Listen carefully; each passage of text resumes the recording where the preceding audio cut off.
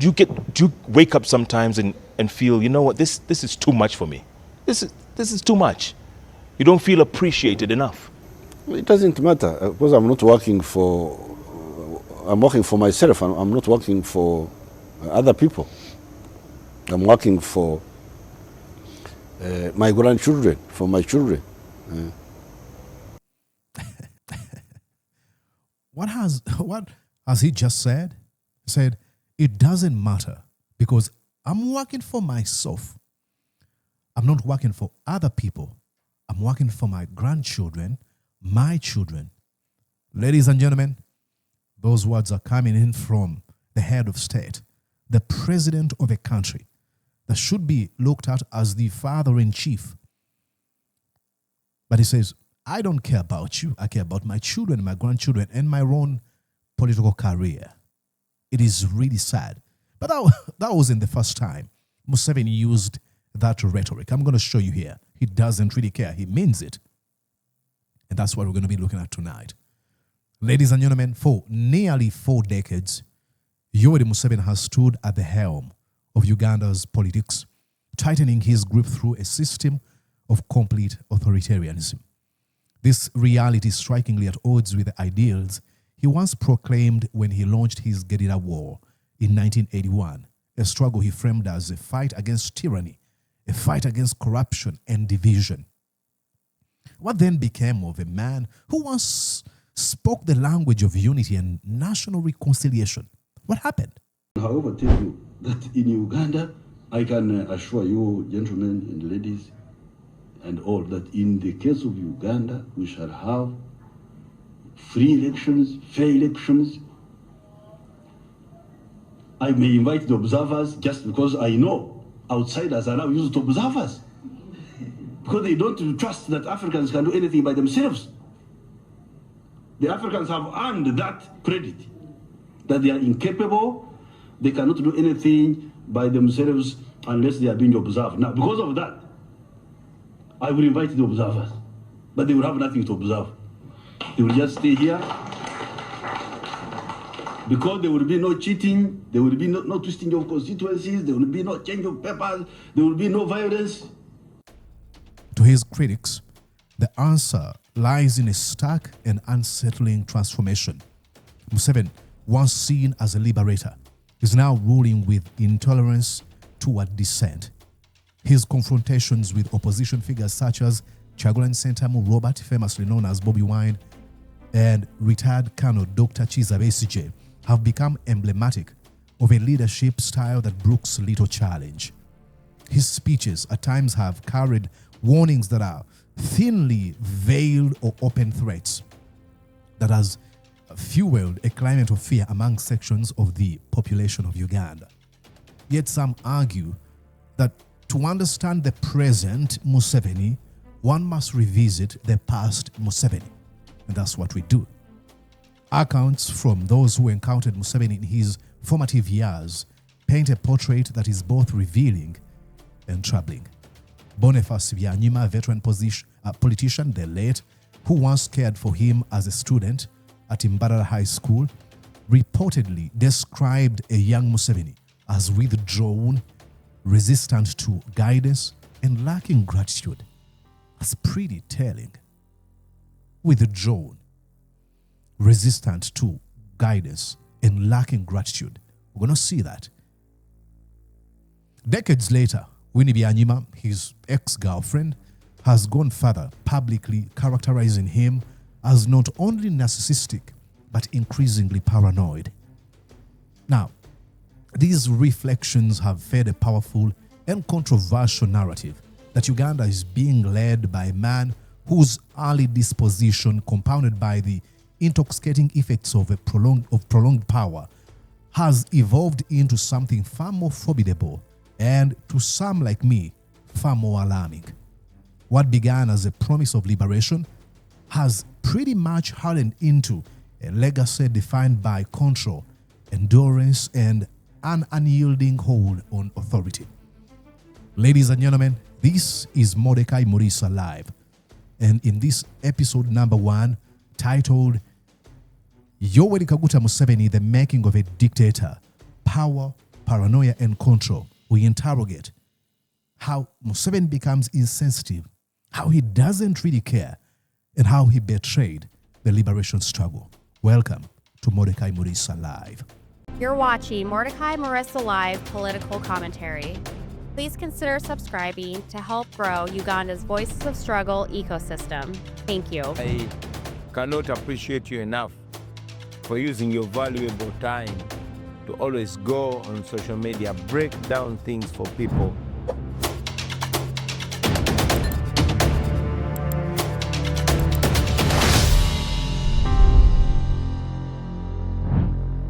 All right, ladies and gentlemen, as many of you that watch this channel have come to find out that I am a fan of history. I enjoy watching, documentaries about political cults to understand how do these men manipulate people, because I find it extremely disturbing that you have millions of people being played by one man, like Adolf Hitler. You have seen me reading these Mein Kampf or reading about the history of Auschwitz, and I got a lot of other books that I will show you here. I do not understand, and that's what has made me make this commentary, and I'm going to make more like this about Museveni, trying to understand how insensitive can you be. Museveni has always surprised me in a bad way, how he doesn't really care and how he finds sort of pleasure in other people's misery.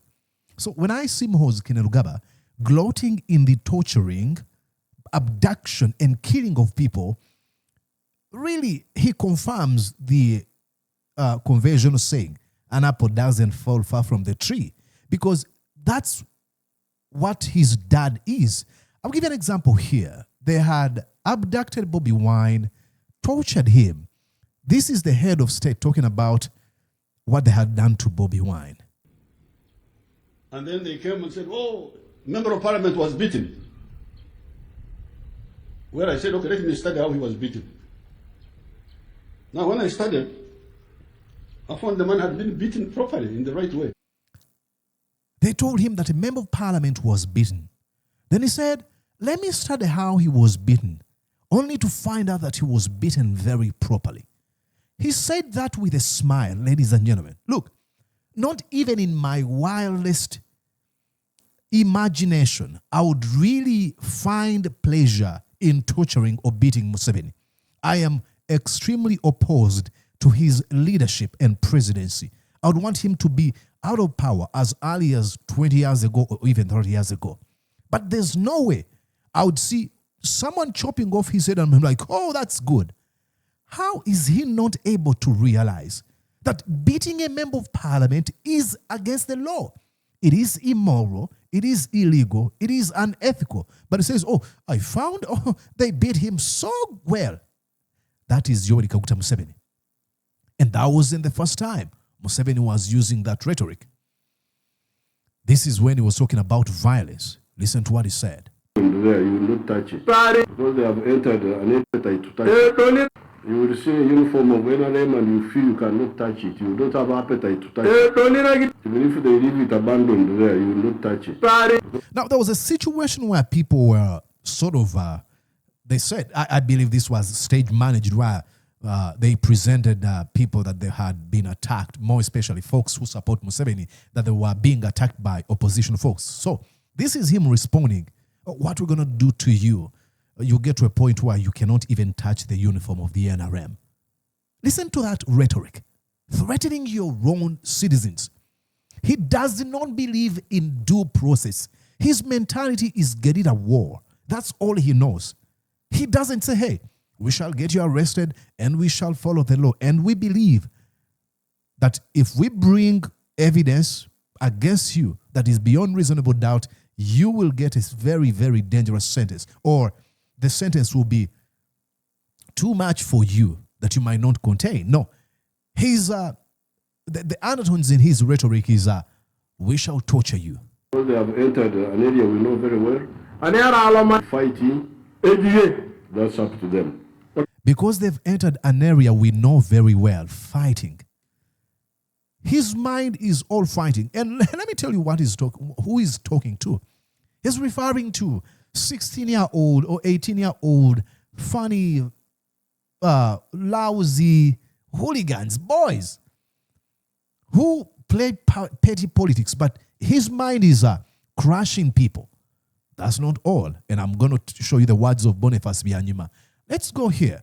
Again, this is, I think I should play you now the words of Boniface Byanyima. Maybe, should I play you Boniface Byanyima or not? Yeah, let me take you to how he demonizes people. He says, Uganda is so rich, as you can see. Even a fool can survive here. Uganda is so rich, as you can see. Even a fool can survive here. Take all the time you have, ladies and gentlemen, and find out the hunger in Uganda. People are still dropping dead in northern Uganda and in so many other parts of the country. But it says Uganda is extremely rich that even fools can survive. That is the personification, the true manifestation of being detached from the reality of your own citizens. He believes that because he's a better person and because he's appointed people who are not deserving to be in some positions, he says, you can survive, even fools can. Absolutely not. And who is a fool and who is not? Because I would define Muhoozi Kainerugaba as a fool. Now, that's not me trying to demonize him. I mean, tell me how would describe a man who gloats in the abduction, torturing, and killing of citizens. Isn't that stupid? But in his analysis of who a fool is probably someone who is opposed to his criminal agenda. That's Yoweri Museveni. I still got more stuff to show you. This is Museveni talking. Listen. I owe nothing to nobody. There's nobody I care about. I owe nothing to nobody. There's nobody I care about. If you try to play around with it, because I owe nothing to you, not even to the government. Not even to the government. I owe nothing to you.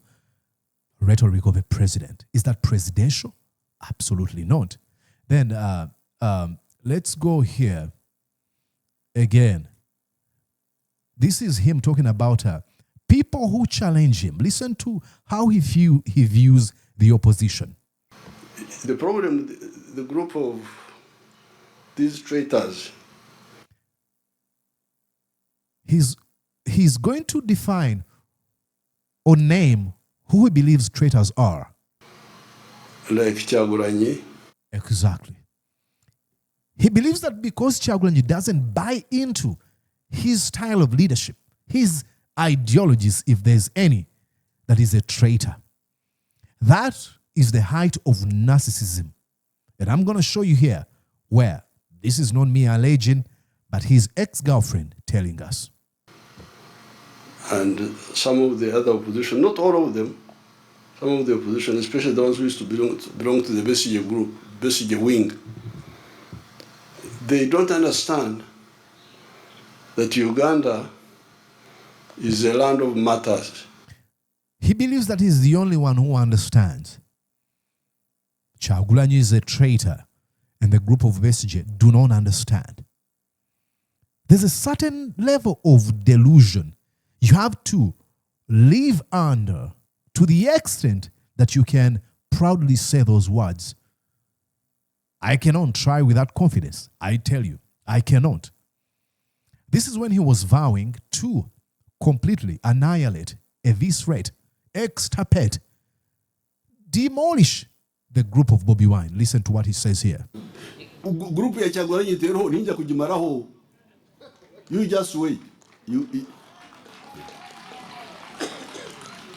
He says, I will demolish the group of Bobi Wine. I will annihilate it. Why?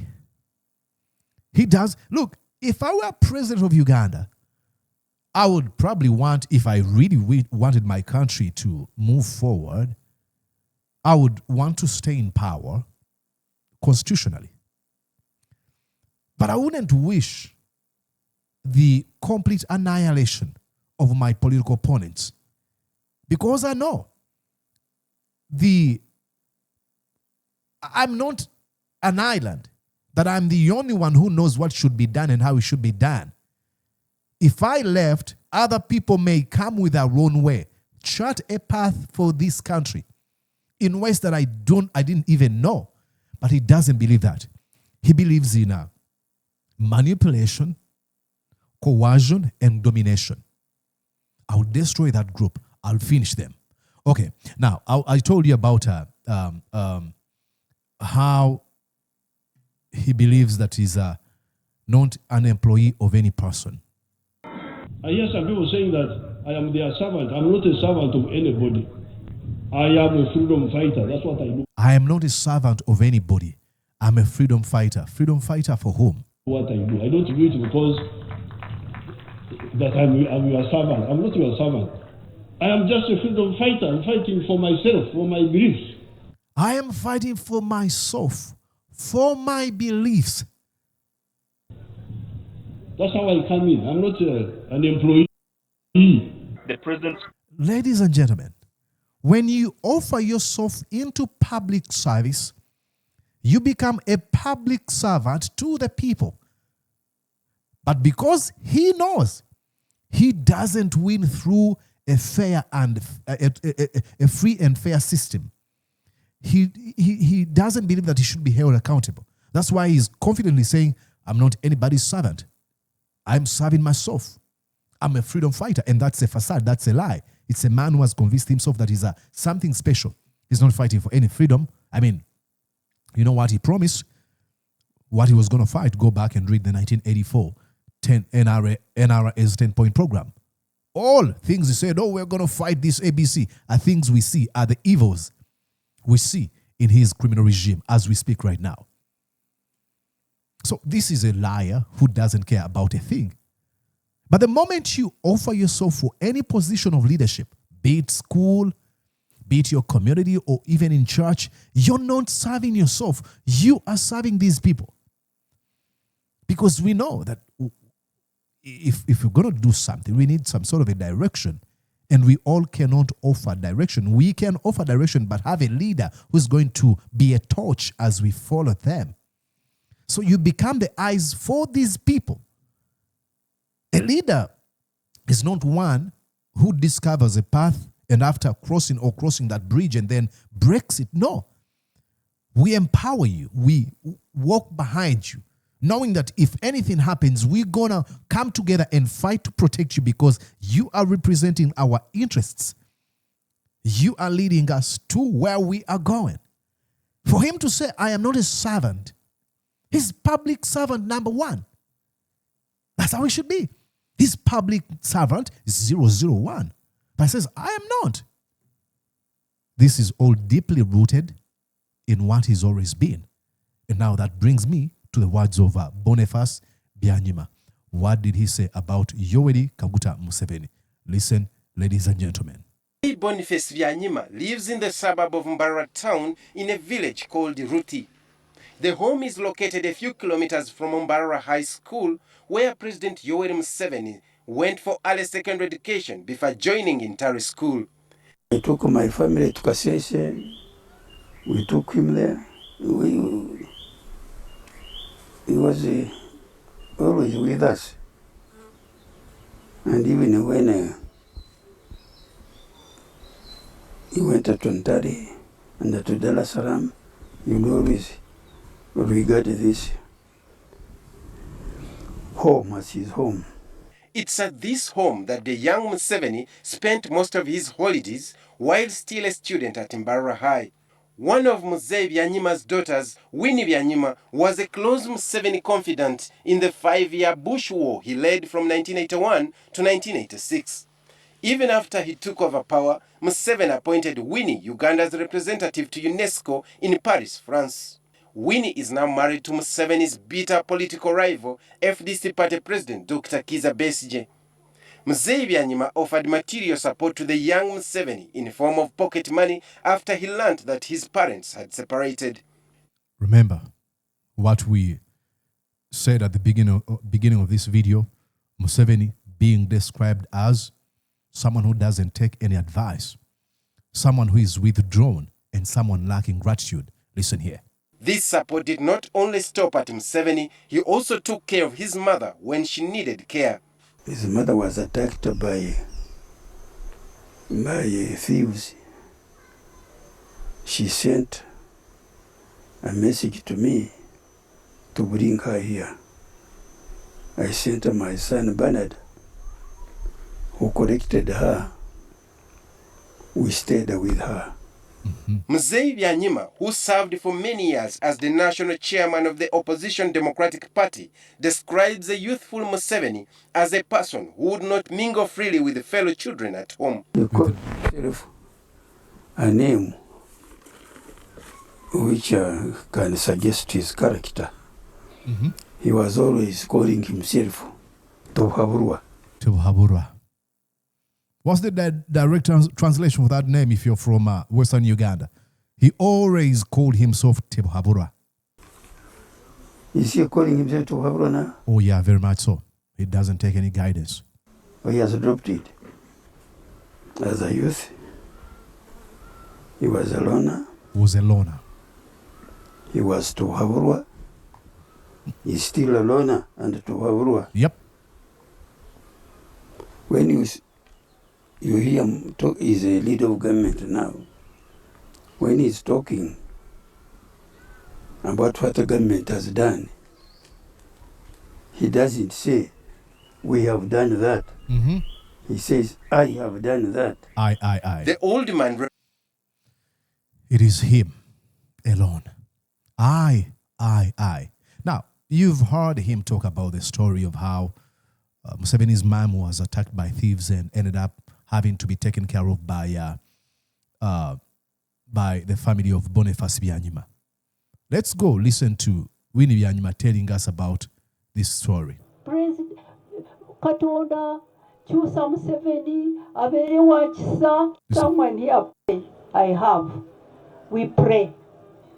Listen here. But I had someone here praying that President Katonda Chusa Museveni Abere Wachisa. I don't pray like that. Why? He's not going to change. He's not going to change. He's always been like that. Boniface Byanyima is dead now. He was interviewed before his death and then says he's been a loner and he's been Tibuhabura.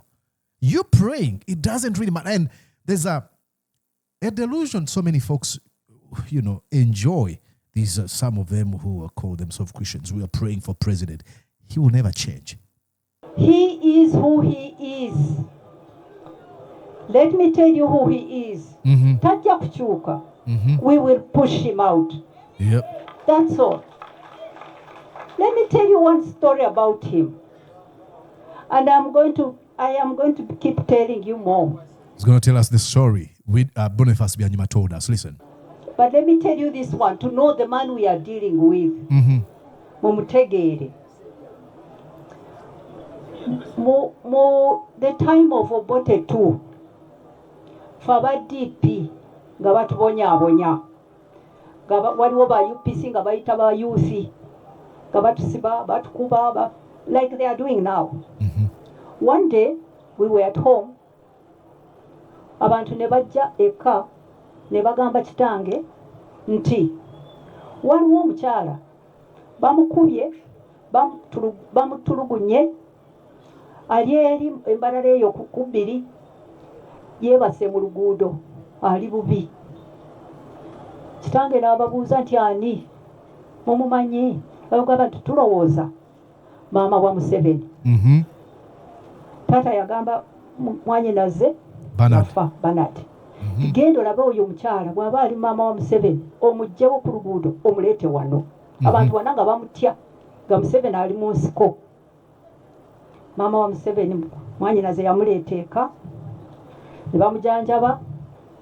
Yali ng'akankanye nnyo n'agamba nti tayinza na kusula mu nnyumba n'abantu abalala ng'ataata alinawo ennyumba y'abagenyi awo n'amuteekamu. Bulijjo nga bamuleetera emmere bamulabirira bw'alwala taata mutwala mu ddwaliro emyaka egi 2 n'ekitundu. Olutalo bwe lwaggwa bwe twatuuka embalala mu lutalo awo General Sale bwe yajja eka n'asiima kitange n'atwala maama we emyaka 2 kitundu. Wow. Kakati oyo we twalabirira eka ewaffe bw'oba olaba kyakola Besigye olowooza oyo ayinza okukyuka. No. Now that story is very personal. They took care of Museveni's mom for 2.5 years. He never said thank you. That's lacking gratitude. That is lacking gratitude. He's always been like that. He's a sick man. You can pray for him. I'm not stopping you from praying for him. You can pray for him. God does miracles. Pray for him. But he's a very, very sick man. I think his childhood was a messed up childhood. We have a man who wasn't able to deal with the childhood. I've heard allegations, I'm not sure, that he was born in a refugee camp. These are allegations, I'm not sure. And he's always looked at himself as disadvantaged. He believes that his childhood was stolen away. He's always looked at himself as someone that has always been lacking, that has always been disadvantaged or disenfranchised. So in what he does, he's sort of compensating what he didn't have, but in a very cruel, evil way. I feel sad for him. That's why I don't even feel anger towards Museveni. I feel sadness. I look at a man who has attained, is a true definition of what does it really mean. Was it Solomon who wrote? To gain the entire world and lose your soul. He's had everything. He was nothing. Nothing. You look at Bobi Wine, who is challenging Museveni. Look at the wealth he has. Nobody will point you at where Museveni lived. Where was his house before he became president? He was always being helped. But there's some certain level of ingratitude in him. He doesn't care. As we get to the end of the video, now let's go to Winnie Byanyima telling us what makes of Museveni today. Aliyeka omanyi kubanga ya fools isolate three things kakati yenna taina manyi kakati. Let me tell you, there are 3 things about him. He is isolated. Like we've learned. From when he was a kid, he was a loner. Now, in his old age, he's isolated. Aliyeka omanyi kubanga yafuuka dictator nakyemalira kakati abantu bonna bamutya. So ye aliyeka tamanyi kigenda mu maaso, ali awo ali isolated. Ekyokubiri, he is paranoid. Paranoid oba ekyo kigambe ntya narukoola ayina kaki nti akasunguyira akasunguyira ya mutiitizi ne mu butiitizi obwo ayina n'akasunguyira ako buli omu amweraliikirira kwe kwambala masiki, ndowooza abula kwambala masiki 9.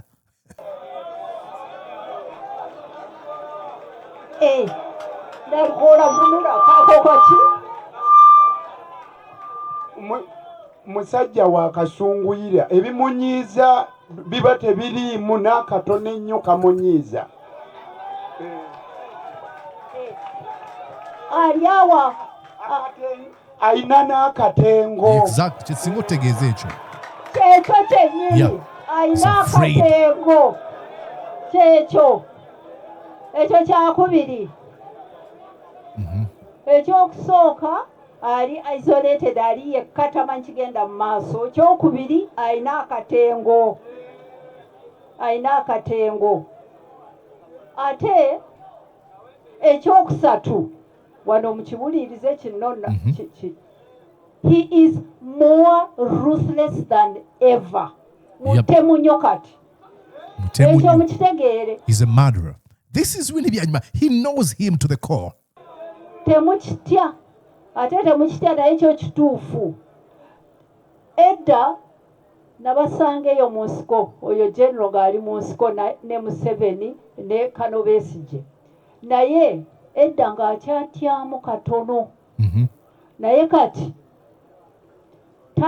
ali desperate, ali ruthless, atta nava wano nga atusiba nga tugenda mukomera nga Kasolo kwaga agendayo n'ateekayo epapula ne batujjayo bansiba nange naye nga tanasiba bantu myaka 5 6 nga babula kakati watuuse ali ruthless. Ladies and gentlemen, Yoweri Museveni, the making of a dictator, paranoid, power and control. That is Museveni for you. It is sad listening to this. But at least it opens a window to all of us to understand how we can be better leaders. I know there are some people who have come to a conclusion of thinking vice signaling or ruthlessness and evil is something to be proud of. You have people who say, Bobi Wine can never be president. We'll have to kill you if this ever happens. Because they're learning from Museveni. But I believe there's you and I who say, if I ever get leadership, I shouldn't be doing this. It is done. It is doable. Do not convince yourself. People usually say, man, you don't understand leadership. Leadership is a little bit complex.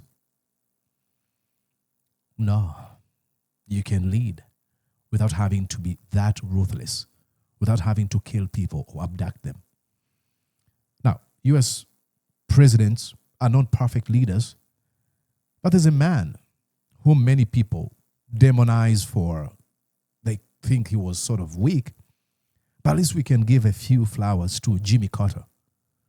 We don't know any war that happened between USA and any other country when he was president. That was leadership. And so many others. You can look all over the world. There's Nelson Mandela, who fought and ended up being imprisoned, spent 27 years at Robben Island. What did he do after? He attained power, 1 term, and he gives out power. That is leadership. So let no one manipulate you into thinking that Uganda is some sort of special. No. There's a man who probably would have people argue in his favor if he said, I wanted 20 more years in office. And I'm talking about Nelson Mandela. Oh, George Washington, after leading the U.S. into a war and winning, he could have said, hey, could you give me 20 years? Actually, a few people asked him to become king of the USA because they had kicked out King George and the English folks out of the USA. He could have said, oh, now that I am this military general, and people love me because I led them to victory, I can lead for 15 years. No, he said no. But Museveni has convinced himself that is the best thing that has ever happened to Uganda. Even what we see in Uganda is to the contrary of that claim. All right. If you really enjoy these, let me know. I will produce the second version of The Making of a Dictator. My name is Mordecai Murisa. Now, I'm looking for 100 people who are willing to sponsor these shows. If you want to be part of those people, and I'm not looking for companies or corporations, no, I'm looking for individuals. If you want to pay 20,000 shillings a month, 20,000, absolutely, you heard me right. I'm saying 20,000 shillings a month. Please go on and write to me on my WhatsApp, +1 712 303 7831. I've had people say, Mordecai, would like to sponsor, would like to help, would like to give you a token of appreciation. Okay, send me a message on that WhatsApp and be like, hey, Mordecai, I'm your ardent follower and I would really want to contribute, and I will tell you how you can do that. My name is Mordecai Murisa. Until we catch up again. Bye-bye. If you really enjoyed this one, please write down and be like, Mordecai, bring more of these kind of episodes. I can dig deep and show you the making of a dictator. See you. Bye-bye for now. Did you enjoy what you just watched? I'm sure they did.